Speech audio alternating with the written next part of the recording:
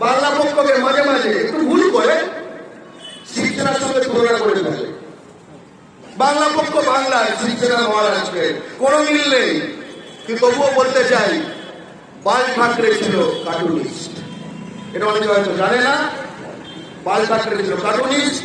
তার নিজের মার্মিক বলে তার একখানা পত্রিকা ছিল, কার্টুন পত্রিকা। কার্টুনের মাধ্যমে অনেক কিছু বুঝিয়ে দেওয়া যায়। আমি অভিভূত।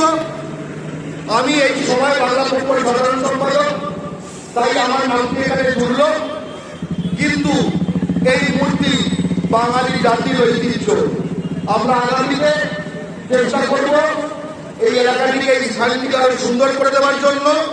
আমি অশেষ ধন্যবাদ জানাতে চাই হাওড়া পৌর নিগমকে, যারা প্রথম থেকে সহযোগিতা করেছেন।